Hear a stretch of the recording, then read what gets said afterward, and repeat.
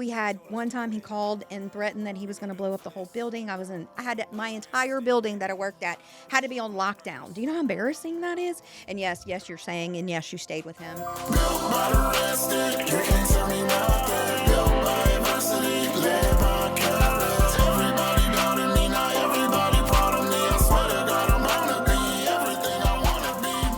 What's going on, y'all? It's your favorite podcast. Your boys from Built by the Red Stick are back in the studio. Y'all know the deal.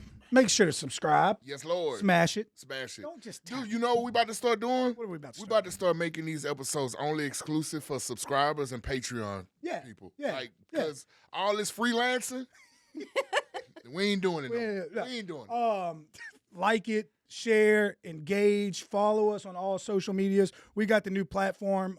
We got the new Patreon. It's still What out. Are You Built By? Patreon.com. What Are You Built By? Patreon.com. We got shout out our top tier subscribers. Yes, Lord. We got Elizabeth. Her name is? We got Elizabeth. Yep. How many of them we got? 2. All right. We got Katie. Yep. We got Marco. Yes, Lord. Oh, Papa Doodle. Papa Mark. Papa Doodle. Mark. Papa Doodle. Papa Giorgio is what we call him in the Oakley household. Oh, that's that Italian stuff. Yeah. You're right. Then we got Blaine. We got Blaine. Shout out Blaine. Shout out Did Blaine. Blaine get his shirt I yet? don't know. We'll have to double check. Have to talk Blaine, man. Patreon. Got a Patreon. So y'all make sure to show us love as we show y'all love. Yep. Love makes the world go round. Yeah. That's how you combat hate. Yes. It's the only way you can combat hate. Absolutely. Before you go any further, Okay. today is a special day for me. Absolutely. At the time that we shooting this, it is my grandfather's 94th heavenly birthday. Shout out to you, Granddad, John Deemer. He was a great inspiration in my life. Absolutely. Taught me morals, dignity, respect. Wish he could be here to see the man I am today, but just He know, sees Papa, you. I am He sees you. still going on, Granddad. So happy heavenly birthday to you. We love you. You know your daughters and your sons and your nieces and your nephews and your grandkids. We all miss you and we love you dearly. Shout out. Yes, shout Lord. out. So before we get into it, We got a good one today, too. we do have a good one, Got a but good one. as we always do. I might even get a house out of this one. Hey!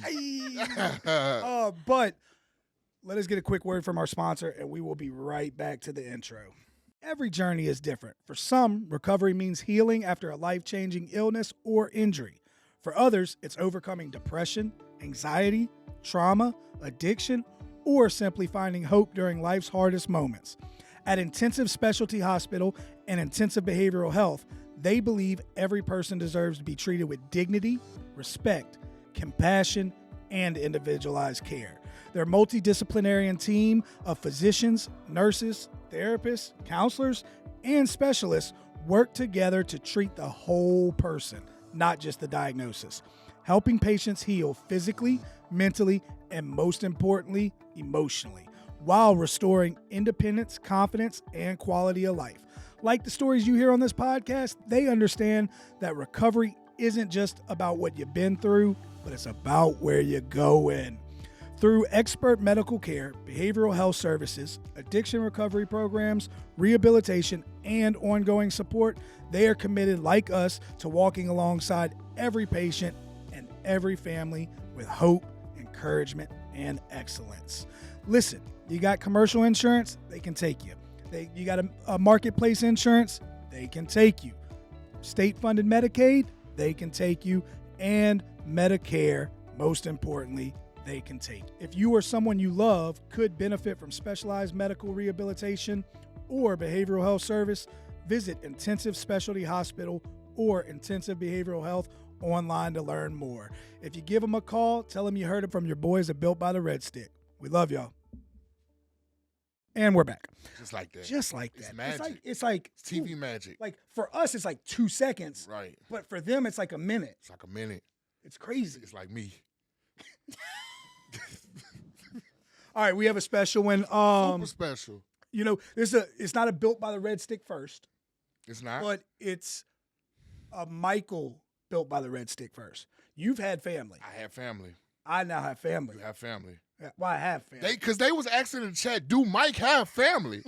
Where is Mike's family? Not a big one. Not a big one. We do have a big one. Not a big one. But we're not gonna make y'all, wait any longer because we know that y'all are eager, starving for this fire content we bring y'all. So, ladies and gentlemen, boys and girls, y'all know him.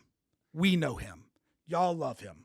We love him. He is labeled the best hype man on both sides of the Mississippi River. He makes our guests sound like superstars because of one simple fact. They are. They are. Yes, Lord. The best hype man in the business, Ronnie LeDuff. Ladies and gentlemen, boys and girls, homeowners and slumlords. Now, y'all know the story. Like, when I met Mike, I thought he was racist, right? But this ain't about Mike. So whenever Mike was like, I want to introduce you to my cousin, I say, oh, Lord, it's two of them. Not only was I wrong, but the first time I met this lady, she embraced me with arms wide open. She didn't see a young, struggling, newly sober guy in recovery. She seen a guy full of love, full of laughter, and full of light. That's because she possessed all the same things. They say if you spot it, you got it. I'm talking about loving, caring, donating her time, willing to go for bad for people like me, like her, people that look like her, people that don't look like her. Just an all-around great person. And when you meet people like that, you have to cherish their relationship. You have to grow that relationship. We have the one, the only, Cousin Ann. Cousin Ann in the building. Built by the Red Stick Building. I don't remember her last name. Matassa. Metabolized Matassa in the Built by the Red Stick Building. Let's give her a round of applause. Absolutely. Welcome. Yes, Lord. Oh, my God. She's not racist, too, by the way. I don't know if I cleared that up in the intro. Far from it. That one was heartfelt, dude. I felt that one. How do I follow that? Felt that one. I don't know. Dang, Ronnie. It's the hair. I mean, I love I you. don't even have hair. You don't No even more. have You hair? too, Cousin Ann. The hair is gone. I'm in my feels. Yeah. So how did you meet Cousin Ann? So I met Cousin Ann at a Family Day event. Okay. Her and T-Peg were serving food. Yep. Not knowing that these are multimillionaires serving food to addicts. And her daughter. And her daughter. Yeah, I forgot about that. Yep. And so they was on the assembly line, I guess you would call it. And then when I just joined in suit. And then you became part of the family. Became part of the family like that. Lived in happily ever after. So welcome to Built by the Red Stick. We're glad to have you. Ooh, that was 7 years ago. It was. Golly. It was. So before we get started, introduce yourself, who you are, and then kind of go into a little bit of what ties you to our platform, and then we'll kind of go on with the interview. Okay.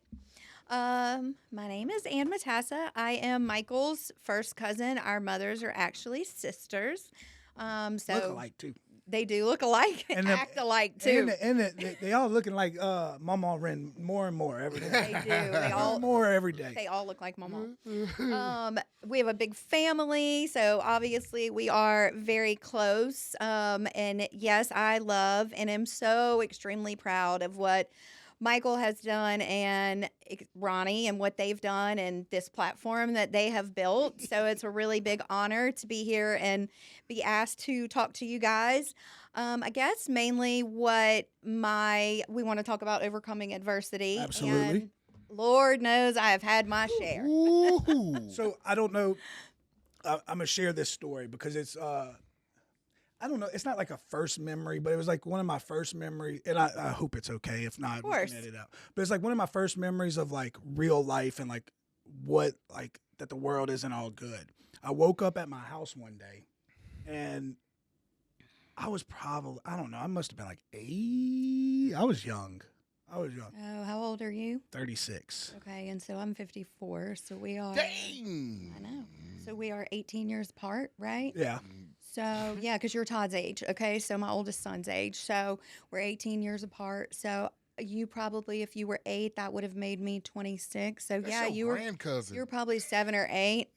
So anyway, I woke up and Todd was there. I think both the girls were were there, and Ann had left. Was it your boyfriend or husband at the time? Husband at the time, who had physically assaulted her.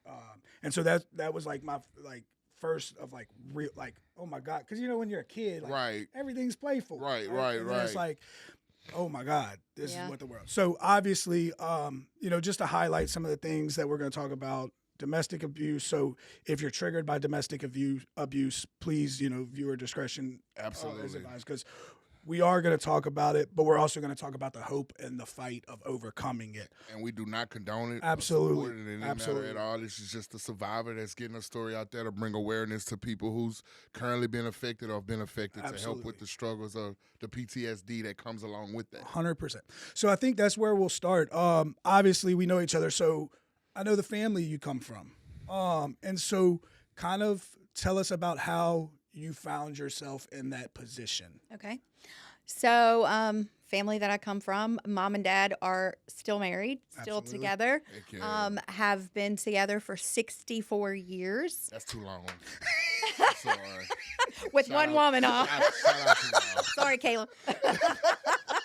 I love you, baby. I love you, Kayla. Look, I can't wait till we're older doing these episodes and Ronnie gonna be married for 30, 40 Right. years. Because you know we're going to still be doing this when we're Right. old. And somebody else can say, damn, that's a long time. That's a long That's too time. long, bro. I know. That is goodness gracious. That's beautiful. That is, but it's so rare to hear that these days. It bruh. is. It is. And I say that because my dad literally still worships the ground my mother walks on. Michael can tell you that. She can do no wrong. Never fought. Never argued. I never saw violence in my life. Anything like that growing up. I lived a very, we'll call it privileged charm life, right? Oh, we know. If you his cousin. He talked about Oh, we trust me. The subscribers was ready for that one. Oh, gosh. So did you. So did you. I get myself into. So it was not the norm for me to be in any type of bad situation or whatever. Went to Catholic school my whole life, great grades, had my shit together, if I can say that, Absolutely. until I didn't, right? Met the bad boy. I think that a lot of times when you have this very oversaturated, not that there's anything wrong with it, but where everything is just great and wonderful and you don't see anything that's ugly, right? You're very sheltered, if you will. I just don't think that you know The dangers. the dangers of things. And Right. so Absolutely. for me, that started very young, right? So for me, domestic violence started with my first high school boyfriend. He was, I would say there was red flags, but obviously at 15, 16 years old, we don't really know those type of things. That I think is something that really pushes me also to tell my story and to get out and talk, is because one of the things that needs to be brought about is education early. Right. Because as you'll see when I tell my story, the more that you're deeper into it, the harder it is to get out of it. And you don't know how, right? So if you can identify those things early, but obviously I didn't. And at 15 years old, I was with the bad boy. I had never really been a trouble kid. But something about that excited me, right? I had this perfect little life and I needed to shake it up a little Yeah, it's bit. about the thrill of the chase. Yeah, and he was somebody I never would have dated. He was a high school dropout, didn't have a curfew, and I had all of those things. And so I dove really heavy into that relationship, and it didn't end well, but it did honestly set me up, unfortunately, to be right back in the same situation again, even worse. And we'll probably get to this, but do you think that once you start experiencing that, and I've seen different things on like the cycle of like the abuse, right? Where the abuser abuses them, and then basically the abused become addicted to the potential 100%. of who they see after the abuse. Do you think like being introduced to it so early, like that's what love was for you at that Yes. time? That excitement of like, I don't know if I'm saying that right, but So we'll say maybe not the excitement, but the control. And that's Okay. going to sound crazy, right? But if you think about it, when you're sheltered absolutely. and you're in this situation where, you're not very, your parents aren't like on top of you. They're not always looking at what you're doing because you always did the right thing. And so I think part of that, you feel a little bit, sorry, mom and dad, a little bit of abandonment, Yeah. right? And a little bit of, man, I just want somebody to pay attention to me. Right. I need something, you know? And so I think when you meet this boy, who is all about you, right? Wants to know where you're going and what you're doing and just wants to be with you. You're like, oh my God, this is love. Like, this is what I need. I craved that. And not that I didn't get love from my parents. I just think that I was always doing the right thing. So they weren't, and maybe everybody in my family wasn't at the time. And so they weren't, always like on me. And so I had tons of freedom. And I felt a little bit abandoned, I think. And I think it's important to say, because I tell this in my own story, like my parents, and Ronnie makes a joke and I make the joke about spoiledness and everything, I was loved and everything. Like, they loved me. But as dealing with my own insecurities and my own things, it didn't take that they loved me until I was an adult. But at that kid, like, I wanted to be loved the way I wanted to be loved. Yeah. Right? So, like, yes, they loved me. Yes, they were supportive, and I never take any of that back. But there's still things that, like, okay, this is what I wanted. And it was my fault for not speaking up and saying it. And but Agree with that. Yeah. Agree. I think that had I said, but I had learned to become the passive one and the not needy one, right? And so I never really said those things. I never really said, hey, I need you to spend time with me. Like, they were traveling, they were here, they were there, living their life, right? As they should. And yes, they loved me and I had a great childhood, of course. But I think because of the fact that I didn't emotionally know how to express that, or wasn't emotionally mature enough to express that, I did the opposite. And I said, oh, watch, I'm gonna get your attention, right? Yeah. And at first I think it was kind of like, let me just kind of play around with this because, and then you get addicted, unfortunately, right? I'm not sure that and I think, again, it's a lot about like the control, and you see that these people that you look at it as, oh, they just want to be with me all the time and they love me. And that's really obviously not it, right? You learn through the cycles and usually way too late, unfortunately, that those things are the opposite of love and that they're just a control mechanism. But in your mind, it's like, oh, it's this person that's just for me. They want to be with me. And so I just don't think you relate that to control at that, especially at the young age, which is why it's so important, again, to notice those red flags right away and know that they're red flags, not that control is not love, abuse is not love, right? All of these things. The education part of it. The education part of it. But we're so into the idea of love and so into, right, Michael? And so into the idea of having having what our parents have, having what, we see, having what TV has, having what social media has. We're so into that because, again, you see a little glimpse of that, right? And so because of that, it's, I don't know. It becomes like I said, it really started as just let me just go, hang out with this guy and I'll have fun and I'll get to do a couple things I never got to do. And, but it took me down a road I absolutely never expected. And okay, so as we the first guy was physically or mentally abusive. Okay, so that I didn't even say that. Yeah, I'm sorry. So the first guy, so let's say this, nobody ever starts off being physically abusive. Yeah. Right? Right. And so the first guy was very, very controlling and very mentally abusive. You're dumb. You're stupid. Yep. You're a whore. You're a bitch. That's worse than the physical because scars heal. Yes. Not minimizing the physical. No. Listen, from a person who has experienced it all, I will tell you exactly what you said. I tell people all the time, bruises heal. That stuff in your head, that stuff people tell you, it's what keeps you connected in that toxicity. Yep. And just because it's popped up in my head and I don't want to lose it, just to fast forward to current day, do you think, and I know you've done a lot of healing, but do you think a lot of those scars is what pushes you to do work so hard? Because I know you work your ass off. Right. Like I see you on vacation, still 100%. working and stuff.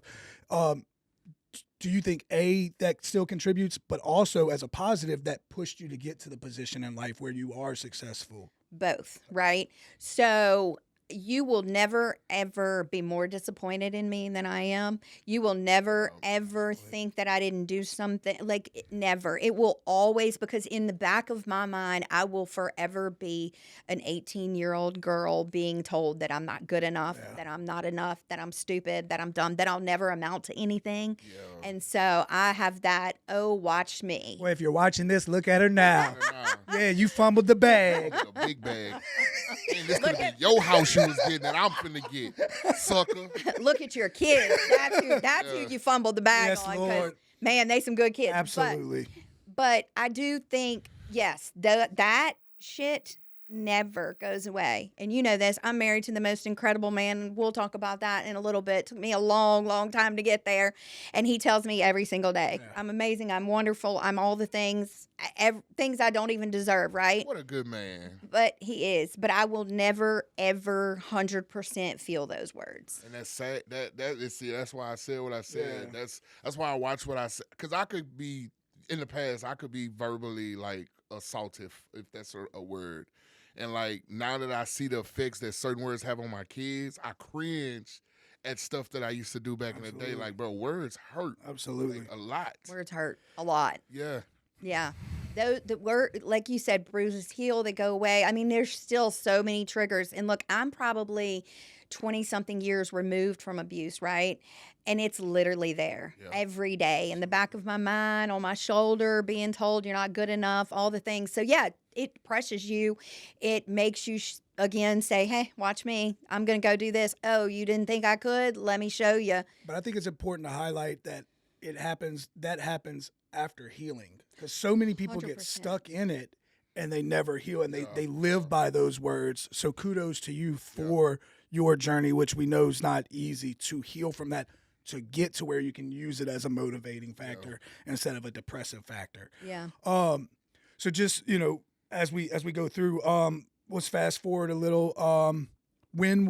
So obviously y'all heard her talk about her oldest son is my age. He's my second cousin, I guess. But so fun story real quick, just to clarify. My mom is the youngest of 7. And there's three, and there's a group of 4 and there's a group of 3. Yep.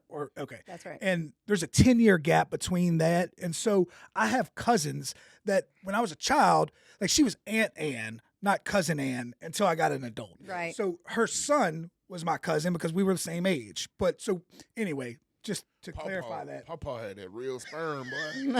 So it's funny because there's this joke that the first 4 were born, and then color TV came out, so they had a babysitter.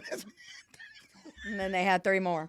Yep. Oh, man. So let's kind of fast forward to the relationship with Todd's dad and the other kid's dad. Okay. That was. So he is the high school boyfriend. Oh, wow. So my oldest son's father.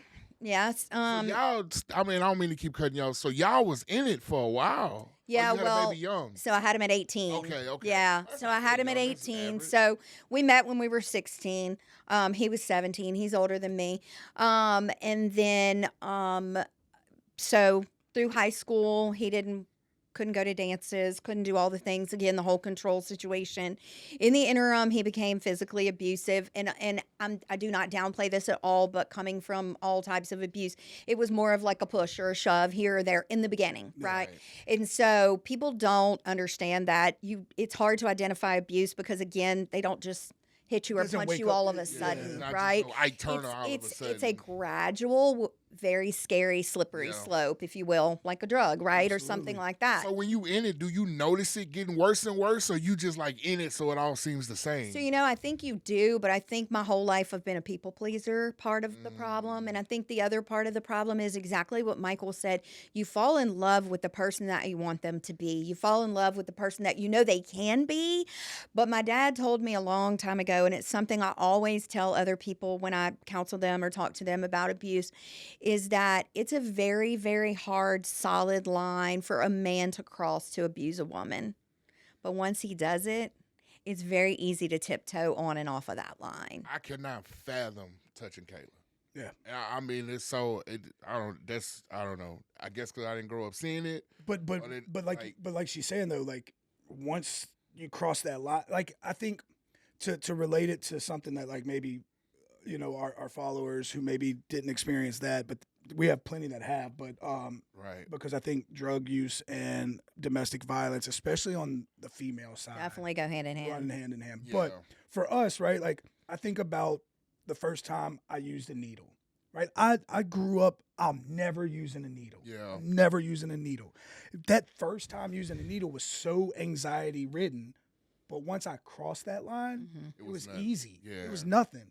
And so for a man who has that abuse, you know, maybe in them or whatever we want to talk about it, once they cross that line, and I think it's a big thing of like, I think it's a kind of a grooming process. I think it all goes back to what she's alluded to multiple times, but it grows and everything, but or control. I think it also goes back to control. But I think it's like a grooming process, right? Like they start with verbal abuse. Oh, they put up with it. They came back to me.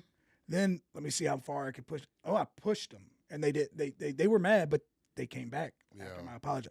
Oh, I punched them, or maybe I threw something at them. You know, and I think they're grooming you to see how much. Sad. And I don't know if grooming is the right term. No, but I do think they're pushing you, yeah, and they're testing the waters, right, to kind of see, like, are you going to stand up for yourself, right? And I think that they prey on people who they know have a really good heart, who they know also maybe has that people pleaser, that want of a caregiver. perfect family, that caregiver.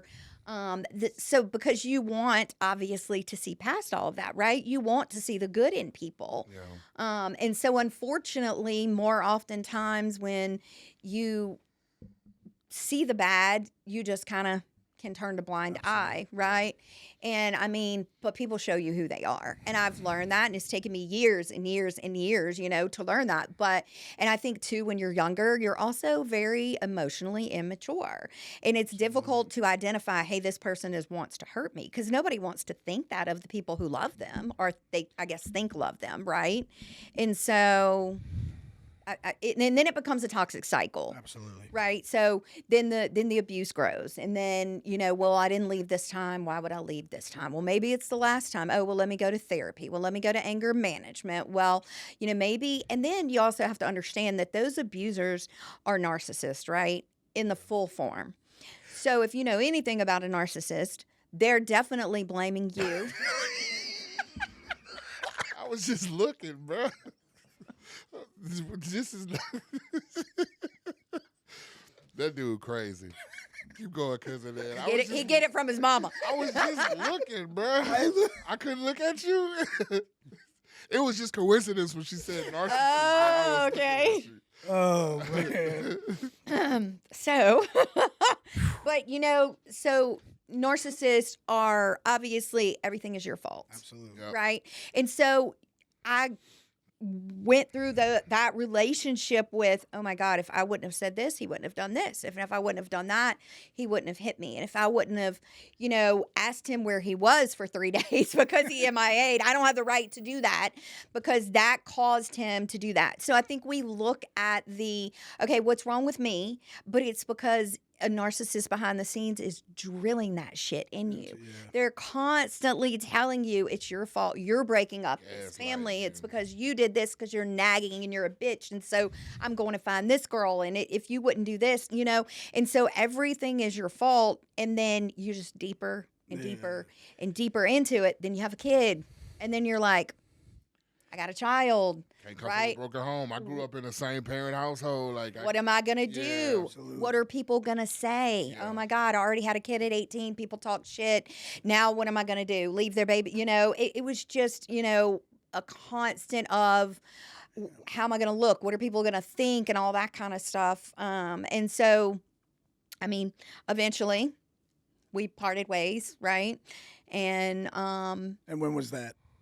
so Todd was young. I would say Todd was probably not even 2. Okay. So we were in it maybe about 5 years. Fun fact: if Todd was 2, guess how old I was? not born yet. 2. He was 2. Oh, they the same age. They're literally like So he's the 17th or no? 14th. You're the September? Yeah. Yeah. Oh, that's dope. He's a Yeah. Virgo like us. Virgo baby. yeah. So my mom and her were in the hospital at the same time. Yeah, isn't that crazy? And she's my You aunt. did it on purpose. You know, that's what happens when you have a baby two at 18. questions before we move on from Yeah. Todd's daddy. Yeah. Did you have brothers at the time? And if you did, how old were they? So I have one Three brother. questions. Did you say anything? So that's 3 questions. Okay. So I have one brother.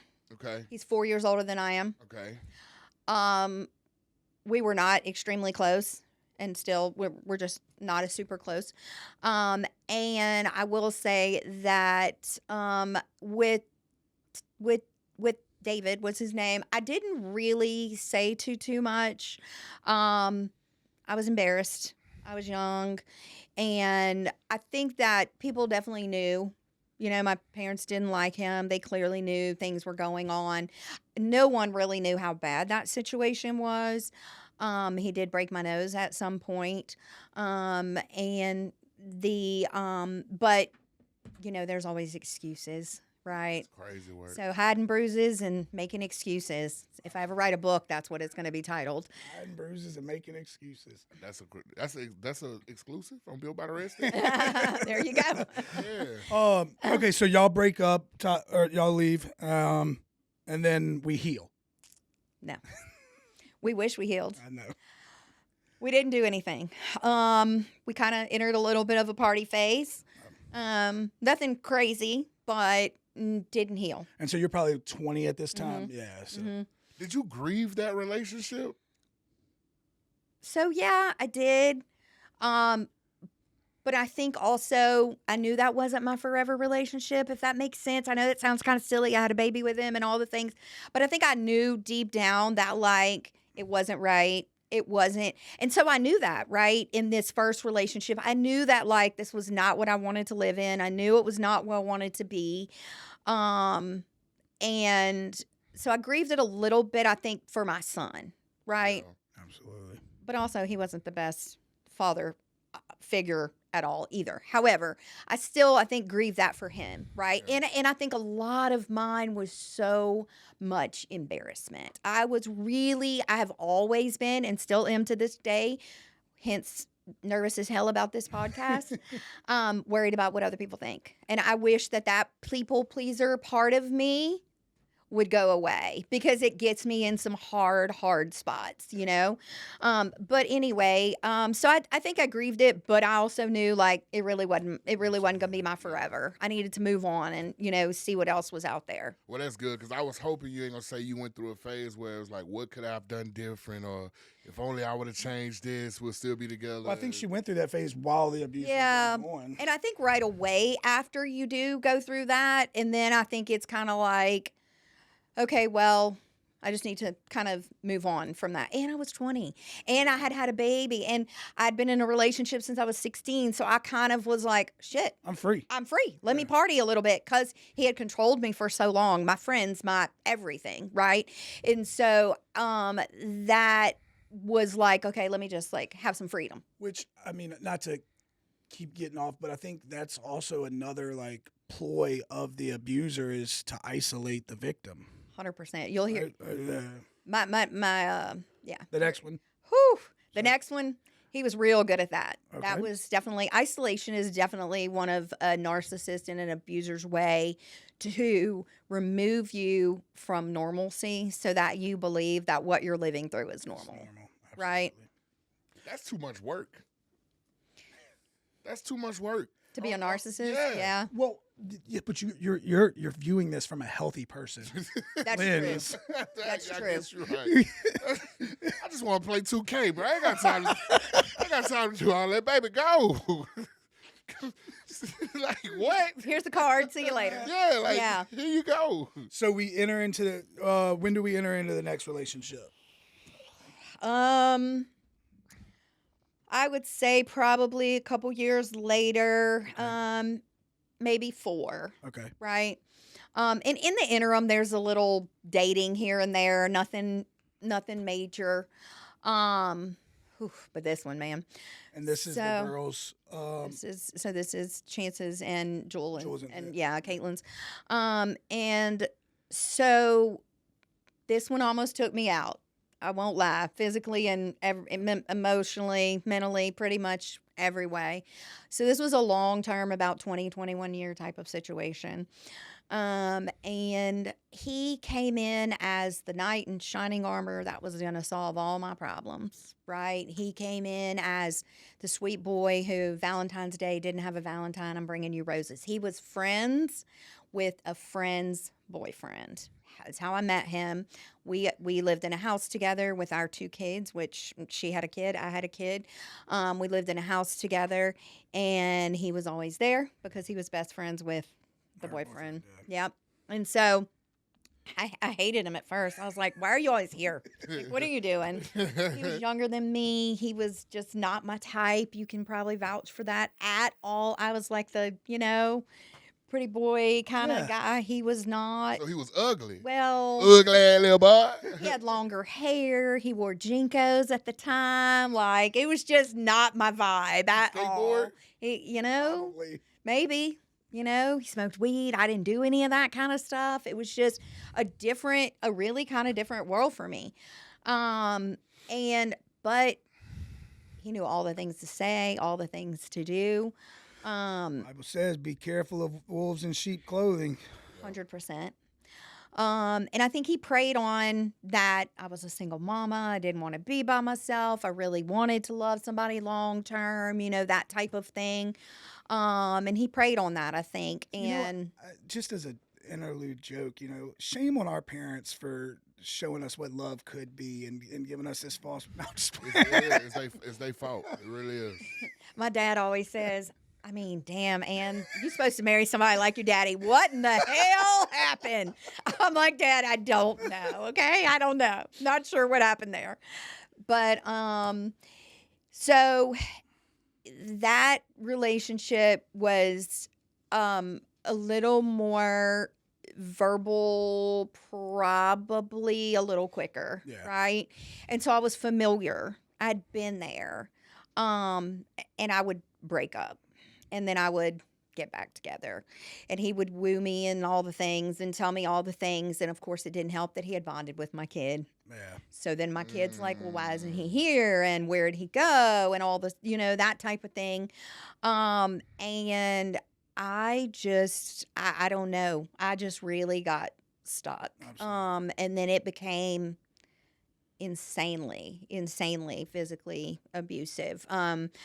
To the point, you probably know this. I mean, you're obviously, to the point where the story you were talking about at your house, what you probably don't remember is I was 6 months pregnant at the time with Chance. I did not know that. And I mean, I was almost killed. I was in a hospital at Women's Hospital with an armed guard outside my door because I had broken ribs, broken nose, broken collarbone. I'd been kicked all in my stomach, So this was years and years of guns held to my head, knives held to my throat, pills shoved down my throat, getting thrown out of moving cars, getting chased in cars, ran off the road with my kids in the car. I mean, I left 18 times. 18 times. The average woman leaves 7 times. I'm not average, clearly. God, dog. So, But if he was black, he'd have been in jail. he probably went to jail a couple times. Oh, Really? he went, 11. I recant my last statement. 11. Here, Bill by We're The not problem racist or is, anything. not to get off on this tangent, because I probably shouldn't, but the justice system sucks for victims. It sucks for domestic Say it violence loud. victims. Dirt. Very much sucks. Because the problem is when you have a jerk-ass cop who's probably a narcissist himself that walks in Well, you and know what they says, say about cops, right? No. They're either cheaters or beaters. I'm sorry. I shouldn't. 100 Okay. I know. Yeah. I mean, I can 100% see that, right? They have the power struggle. And we've been canceled. There go our police union. And Ronnie's out. There go our police union sponsorship. All right. Not all of them. And they're literally looking at you like you're an idiot, right? And you're bleeding, or your kids are screaming, or whatever, and they're like, well, what did you do to cause this situation? And you're like, Victim blaming. Or why did you come back if shaming, you knew that? blaming, all of it. Or that's the best one. We were here last month. Why'd you come back? Why'd you come back? You chose to come back. Never, it's always, why did you stay?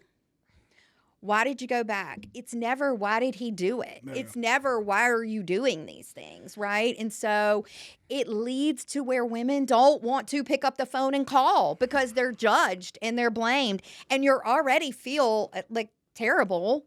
You know, they've made you feel terrible. And so then these people who are supposed to protect you, they make you feel terrible, you know? And granted, they're not all like that, right? And you have some decent experiences, but the majority of them do not know how to handle domestic violence victims. There needs to be so much more training and things around that nature, because that is what literally leads women to being killed because they're too scared to pick up the phone and call because nobody's going to do anything about it. And he went to jail 11 times for the same thing. How did he keep getting out? Bingo.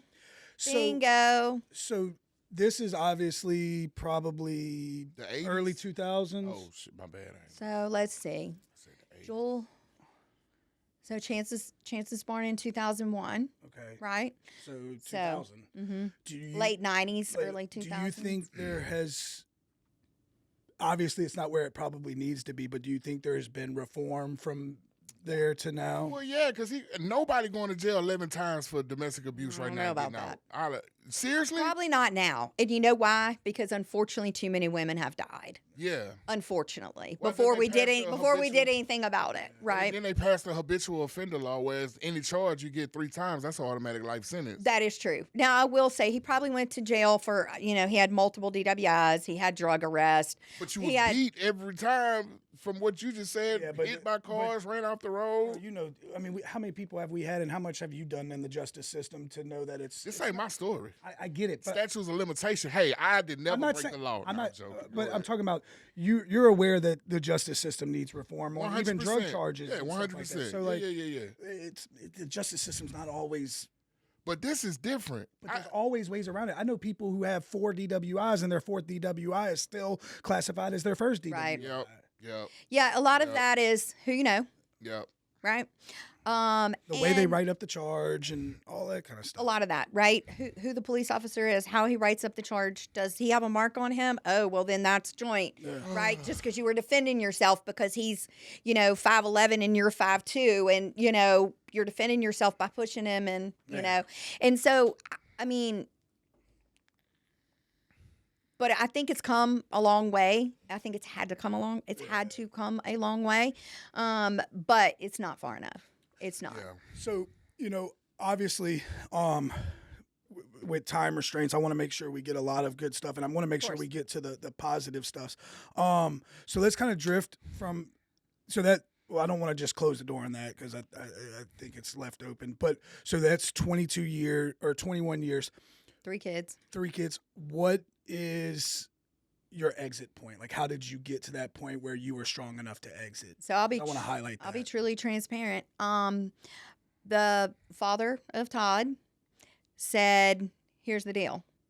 You're going to sign this document, and this document that says that if you ever go back to him again, or you ever have him around my child again, that you will lose all your parental rights. Did he not know he was doing the same thing? And that's very shameful to say that it took that for me to lose my child. But I can tell you, as I sit here, I would be dead. I would not be alive right now. There is absolutely no way. The last time that the cops came to my house, which was right before I signed this document, they said, ma'am, we've been here 3 times in the last month, and the next time we come here, you're going to leave in a body bag. And, a lot of that is he was a rage-filled individual. He was a heavy alcoholic, a heavy drug user. So I've been, through the bout with all the drug use of him. And then the alcohol, literally, I've never seen a person who, and you guys can relate to this, or people can, but never seen a person who drank 1 drop of alcohol and changed like that. Yeah. Not even a hard drug. I'm talking about a sip of liquor, and I knew from a phone conversation that I better hide because it was going to get bad. I knew from a phone conversation that he was on his way home or whatever. My kids used to say that he would make the rocks fly because he would come in and he would do donuts and stuff, and that would, and they'd be like, we're going to hide you, mama, because daddy's making the rocks fly. So it's never a good reason But like he would just come home mad and ready to fight, or would it be something y'all did happen 2 days ago and the liquor just bring it back up and make it worse? So it could be anything. I mean, I will never ever forget that there was a box of Swiss cake rolls, and this sounds so trivial, but this would tell you the mindset of some of those type of people. There was a box of Swiss cake rolls, and he loves Swiss cake rolls, right? And my daughter, I had given her permission to eat the last Swiss cake roll, and he was going to beat me or he was going to beat her, so I took it over a Swiss cake roll. I'll never forget, you know, the boxes that have the laundry scoops in them. Well, I had taken the laundry scoop out and I forgot to put it back in the box. So there was like laundry powder or whatever. That was it. Beat me with a pool stick.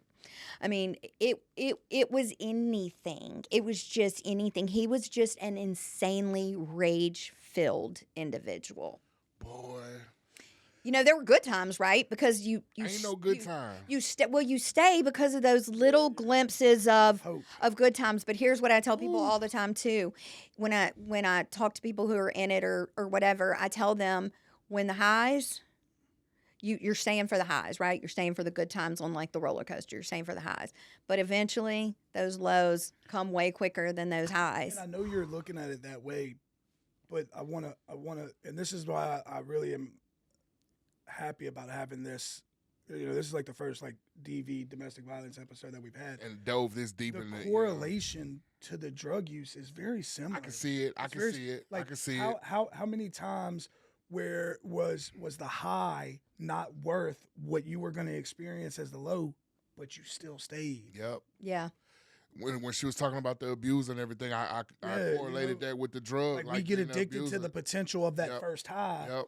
but we forget that we're homeless or attempting suicide or Going all to of jail these, or all of these. I guess it's just different for me because it's a man doing it to of course. female Absolutely. instead of substance doing it to us. So I can hear the comments in my head right now, and just for clarity, you meet him, y'all get married, the abuse start, or you meet him, it start, he woo you to stay, get married. Like broke how's up that? multiple times. So I'm saying, at what point did they get married? So I would say that the verbal was prior to marriage. I would say that the physical. Now, although he would maybe have hit something, not me, yeah. right? So I knew the rage, right? Yeah, I knew the yeah. anger, but I just believed he wouldn't do it to me. And I will tell you that got way worse after I had children. Way worse after I had my first child with him. I guess he felt like, oh, she ain't going nowhere now. Like, And he was an insanely jealous person. I mean, even jealous to the point where if I chose to read a book to my child instead of be with him and do what he wanted to do, there would be consequences for those type of things. And I know people are sitting here judging me, literally saying, because I hear it all the time, oh my God, you're so dumb. Like, why did you stay? And I think people need to understand we don't enjoy this, right? It's not like you enjoy it. It's not like you love it, but you are trapped. You have a man, and I had a man in my ear constantly telling me, if you leave me, I'll kill you. If you call the cops, I'm going to make it worth my while.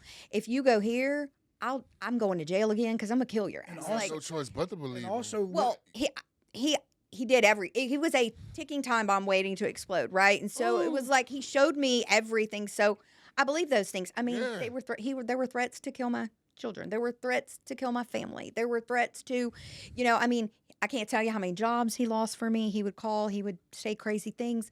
We had one time he called and threatened that he was going to blow up the whole building. I had my entire building that I worked at had to be on lockdown. Do you know how embarrassing that is? And yes, you're saying, and yes, you stayed with him. But it's also is he still living? I had to cover the mic.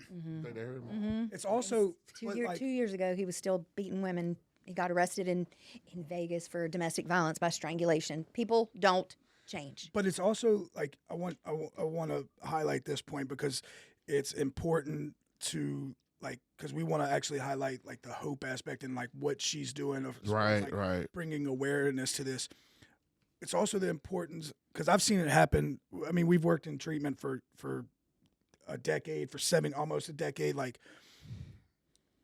the job of the abuser is to isolate and then make you depend on me. Right. How many women have we treated who were in situations like that, who felt like they couldn't leave because how, especially once you have kids, where are my kids going to sleep? Financial abuse is one of the biggest Yeah, things. you know, and so like all of these things are happening. That's why he's making her lose her job, because if she doesn't have her own income, guess who she's got to rely on?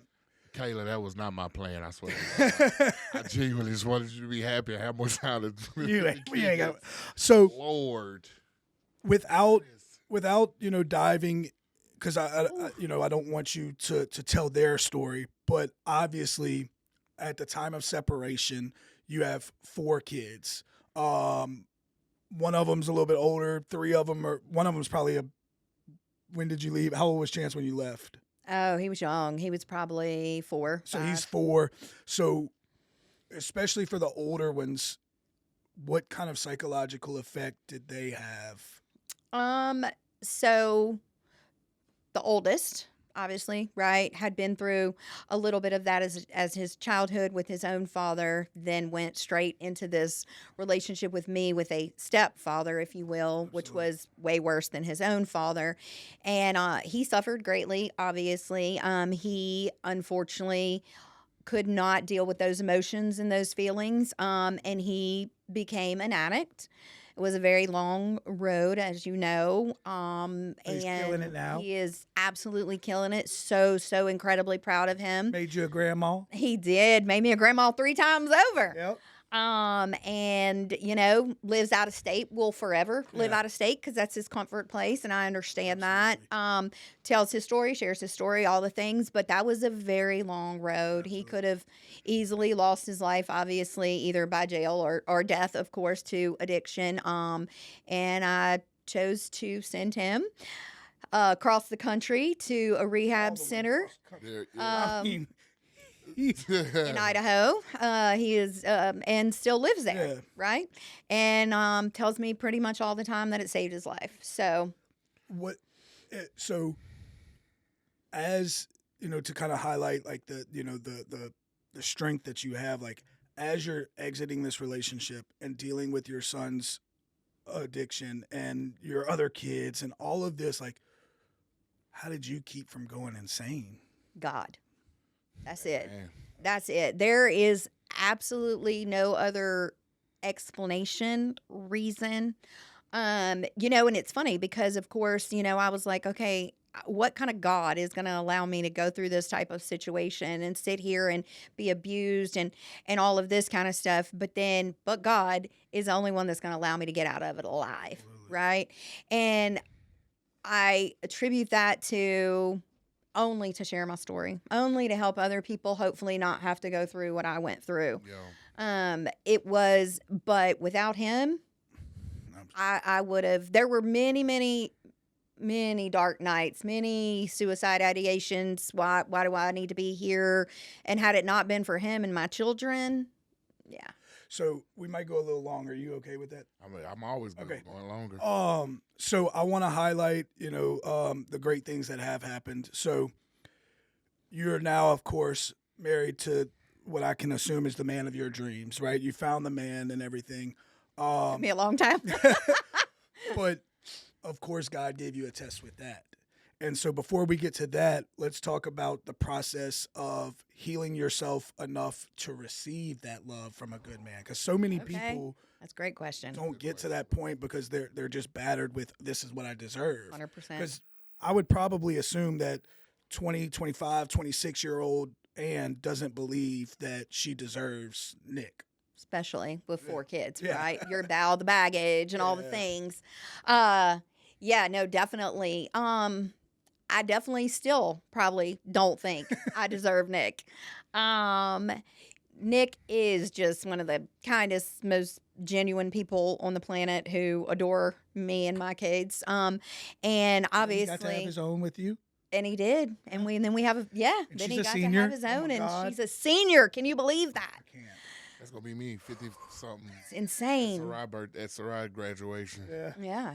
I'm 54 actually. I'm gonna be 54 at graduation. Okay, so you're So I'm I'm 50. I'll be 55 in September. Yeah. September what? Wait, no. Am I gonna be 50? This is 2026. I'm gonna be 56. Oh. September 25th. Everybody. Yeah, we all about that. Virgo season, baby. Yeah. Libra. Oh. Yeah, I'm a little. She right there. I'm on the cusp, you She's know. still September, though. Yeah, but it's still September. That's yeah, right. yeah. That's right. So anyway, sorry. So anyway, scroll a moment.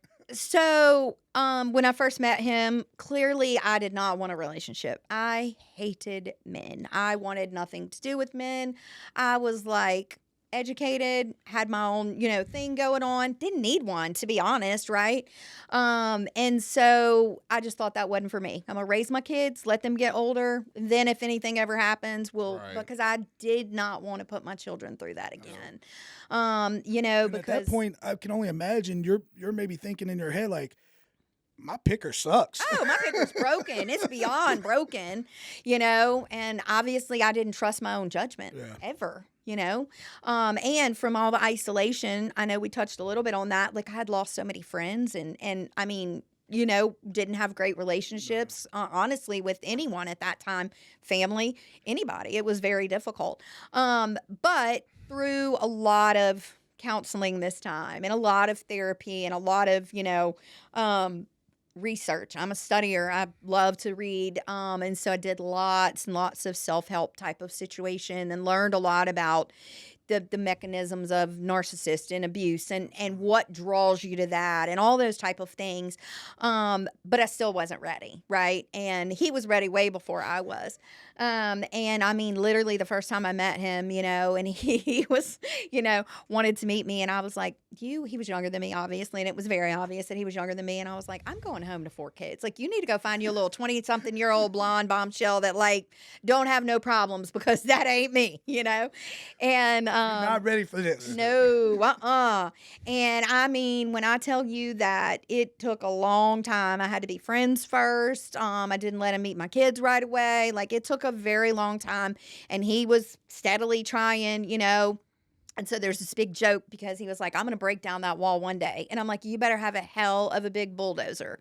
So his mom's always like, well, he had the bulldozer. I'm like, yeah, I guess so, Was the bulldozer like acronym? I mean, what's the word I'm looking for? I don't know. Where are you going with this? No, never mind. I'm sorry. No, I can't think of the word. I'm looking stupid on camera right now. When she said he better have a big bulldozer, is that like a metaphor? A metaphor. for something else? Yeah, that's what I mean to say. Yeah, to like knock down the wall. Knock down the wall. Nothing else, Ronnie. Family, bro. Nothing Family, else, Ronnie. Come on. You ain't got to go there, bro. I didn't know that was. Hey, Ronnie, I didn't care about bulldozers at that time, okay? I didn't give a shit about that. Oh, shit, Ronnie. God damn it. Anyway, metaphoric bulldozer to knock down the wall, Ronnie. And it just took time. It took a lot of time.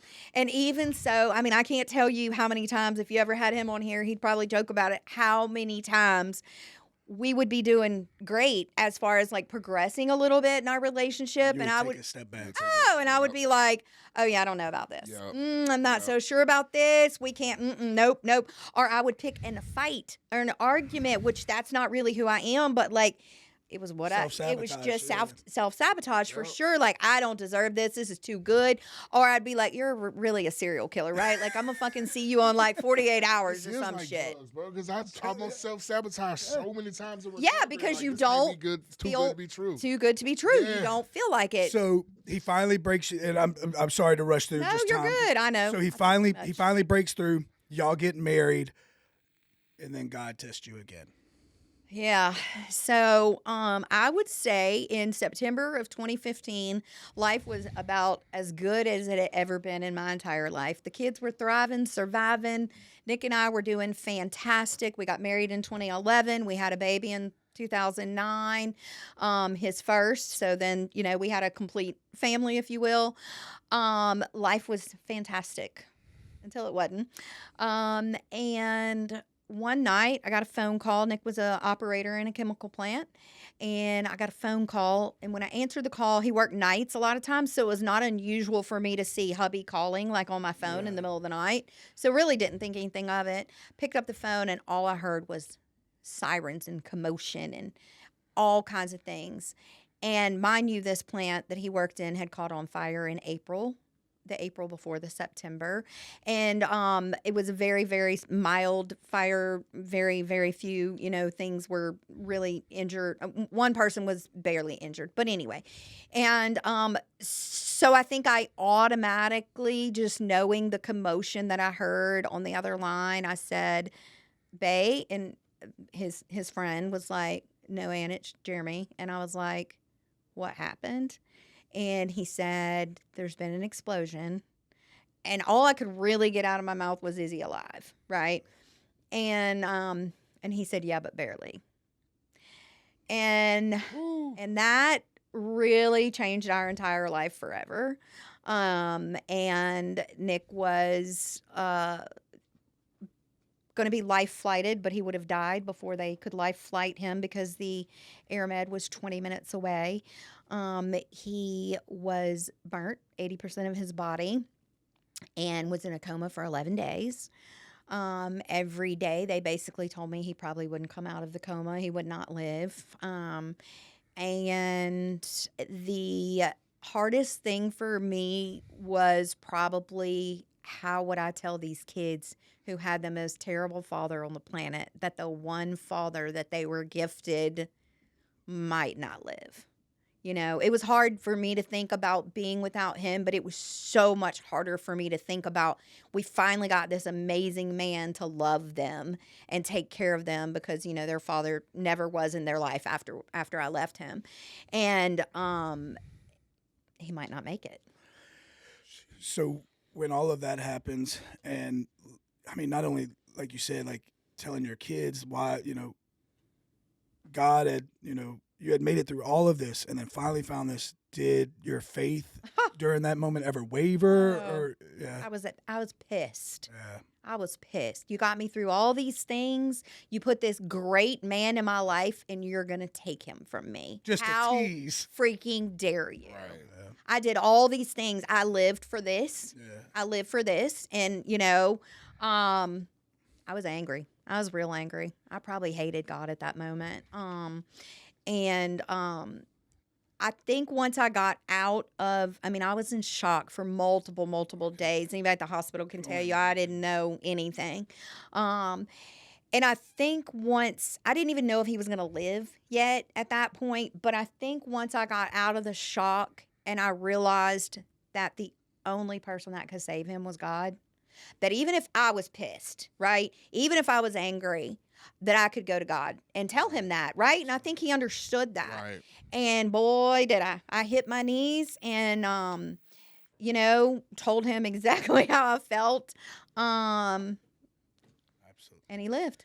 And so, as we kind of get to the end, I want to make sure we highlight, what life looks like today. So tell us about all the good stuff that God is, and you being faithful and diligent and persevering and just never giving up. Because, there's plenty of people that probably could have just said, after the first thing, okay, I give up. I'm going to just exist. Or the second thing, I'm going to just exist. Or, okay, I finally got out. Now my son's battling addiction. I can just exist. Or I finally met this man. All of this. Let's highlight, what's life like in Ann's world right now, your children and family and all of that.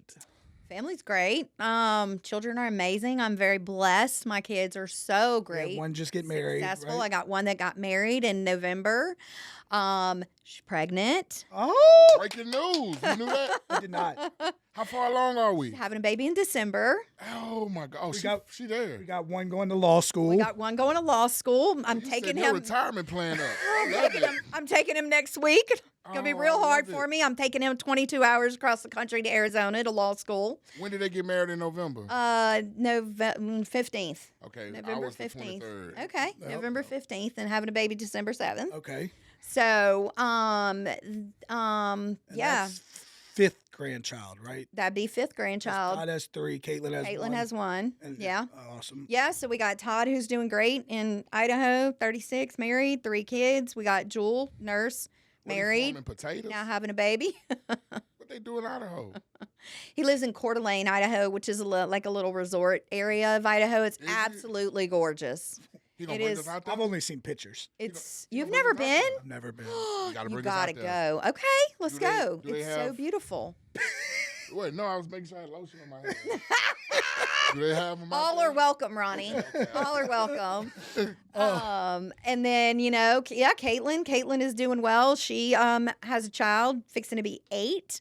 And Dang. I know, right? And then she's stay-at-home mom, loving life. And then we have Chance going to law school. And then we have Bella, the baby, who's going to be a senior. Chance is the one I met, right? Which one? What's the one I met? That was Yeah, at Chance the would have event. been the Okay, you okay. Chance. Because okay. Todd lives in.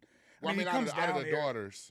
Oh no, Chance is her son. Chance is Or my you son that's met, going to law school. You met Bella. No, Bella? Jewel. Oh, you met Jewel. Jewel, that's it. Oh, That's you it. did meet Jewel. Yes, Okay, yes. she's the one that's She's a nurse.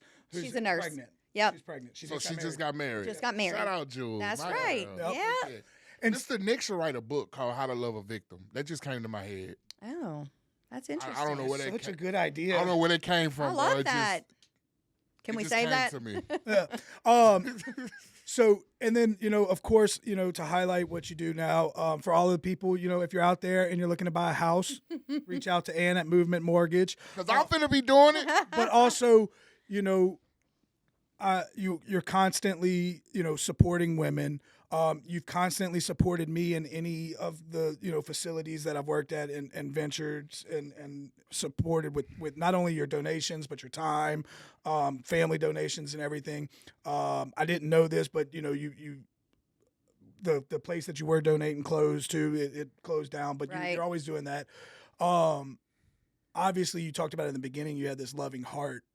Do you think that what you've been through made you even more loving, or like how do you feel that shaped your giving nature, or do you think that was already always there and it was just buried? Well, so my mom is a giver. Our Absolutely. grandma was a huge giver, which is Absolutely. how our parents learned that. And so I think it's always been innate in me. However, I think now I have such this crazy drive to help anybody who helps themselves, right? Even I find with mortgages, it's funny, being a lender, I find that God just always places the most amazing people in my life that are like, just last month I helped not one, but 2 women who were escaping domestic violence by a home. Oh. You know one of them. You do. And so I was I, gonna bring that up. oh, It's cool to like, because I was as you were talking about that, I was like, most people, and I think it's maybe a niche that you do, but like, I feel like in all the stories I've seen and heard about, you don't just get them the loan. Like, you learn their life, and you're proud of it, and you get to share that joy. Because like home ownership for people in our country and especially in our demographic with like the substance abuse and stuff, like, I mean, that's why we get to flex on Abe that we got her on. Hey, we got her before you, baby. I was waiting on that segue out. Abe Slocum. Yeah. Mr. Recovery Real Estate himself. We got it here first. But I love what he's doing with that platform as far as absolutely. like highlighting these Yeah. people who came from addiction and are achieving the American dream of Absolutely. home ownership. Absolutely. And I notice like every time you post or talk about it, like you do the same thing. Like you're helping these people achieve a dream that they thought was never possible. well, and you know why I think? Because I would have wanted somebody to treat me that Exactly. way, right? And I think that I am very relatable in that people come to me and they're like, oh, well, I went to this lender and I only have a 620, just whatever, credit score. And they told me, and I'm like, hold up. I'm like, let me tell you a little story. And I'm very vulnerable, right? And I'm like, I've had a 450 credit score because my ex-husband ruined everything for me. I didn't buy a house. My husband had to buy the house because I couldn't, right? I've literally had to split one Happy Meal between 4 kids instead of by 4 because I didn't have the money. I have been, That's when Happy Meals were cheap too. Now I almost got to split a Happy Meal. Them things I went know, up. right? So like I feel like I can meet people where they are because I have been there. I have been the privileged, girl with all the things, and I have been the abused woman who wanted to go in a corner and die, So I feel like because of that, and that's what I meant by God just places these amazing people in my life, and through talking to them and getting to know their story, it's like, okay, this is about so much more than mortgages. This is about so much more than putting you in a house, and that fills my cup like you would not believe. And especially because like as a I relate to that because, I mean, I came from a home and you're helping people not just find a house. They're finding a home. Like, I felt safe in my house. And that's exactly what I was going to say. Both Megan and the other individual that I helped buy a house, one of the main things that they told me was there is no price to pay for your kids to have a safe place to lay their head. 100%. And that to me is fuel to just absolutely keep going. Like, I love mortgages. I don't feel like it's probably 100% my purpose. I really want to be able to get into schools, high schools, middle schools, talk about domestic violence, talk about the flags, identify all those things early so people don't get stuck in those situations, right? But mortgages have been to me such a vehicle to meet people that I otherwise wouldn't have and to touch people than I wouldn't have in any other way. Somebody's going to see this and reach out to you about that. I'm sure we can help you with that. But you know what they say? A man buy a house, a woman make it a home. Yes, Lord. We coming to you. All right. Man. So I got to ask our last question. Last two questions. No, we've already asked the main one. Okay. But, and I just don't want to reiterate with time and everything. So the last question is, if somebody's listening to this and they're stuck in a domestic abuse situation, they're stuck in a place where they don't feel safe, what are some words of inspiration you would leave them with? So always trust your gut, right? Look at the signs. Get out, but the biggest thing I will say is to get out safely. Have a plan. Have somebody that, I had a certain person that I called that I let the phone ring 3 times and hung up, and they knew if I did that, they needed to call 911. Sounds crazy, but probably saved my life multiple times, right? So things like that. I always had pack a to-go bag. That was something that was told to me that was really, really helpful. Have in it a little extra money because they're going to make sure you don't have any. Have an extra car key in case they take the car keys, right? Have a kid's pair of clothing. Have a pair of clothing for you. Have a to-go bag so that if you need to go on the run, be on the run. But mainly obviously be safe about it because unfortunately, that is when it does sometimes escalate, is when you are trying to get out, and get to safety. But if you do know that it's abuse, then yeah, you definitely need to make a plan and get out. They don't change. It's not going to get better. It's only always going to get worse. Absolutely. Well, thank you so much for joining us. For sure. Ronnie. My least favorite time. Least favorite time of the episode. It is, bro. Thank you so much for coming and share that intimate story. I know that had to be hard. It's no judgment here. I didn't even know you've been through all that. I didn't know that domestic abuse victims go through all that. So I was educated today. I was very ignorant to the fact because I was one of those people, just being honest, they'd be like, just leave. Not understanding the mental gymnastics, that they have to deal with. So we definitely appreciate you opening that door, helping people like me, and I'm sure, hundreds, thousands of others get some understanding and some clarity on what that's like. And to our people that's suffering from domestic abuse violence, we take that seriously. It's not just a word. Now I know even more about it. We're going to put the crisis hotline or domestic abuse hotline number in the description. If you are struggling with that situation, we got a new member on the Army, on the Built by the Red Stick Army. Cousin Ann, tell them how they can reach you. You can reach me at 225-907-7083, or you can find me on Facebook, Ann Vernice Matassa, or you can email me at ann.matassa@movement.com, and I am happy to help give any kind of advice or encouragement that I can. And also, if you're looking to purchase a home, you need a lender that's been there, done that, been in the trenches and ready to just see you turn that house into a home, you can reach her as well for that. Thank you from the bottom of our heart, and the Built by the Red Stick family heart, for coming in and sit down with us. This was amazing. Very eye-opening. Like I say, I learned a lot. And if you or someone is struggling with drug or alcohol abuse, mental health struggles, please, we cannot stress it enough, please reach out to us. You can find me at Ronnie LeDuff on Facebook. You can find him at Michael Axelrod Oakley on Facebook. You can find us at Built by the Red Stick on all platforms. Everywhere. Facebook, TikTok, Instagram, YouTube, Twitch, Kick. We got the Patreon. You can leave us messages at builtbytheredstick@gmail.com or emails.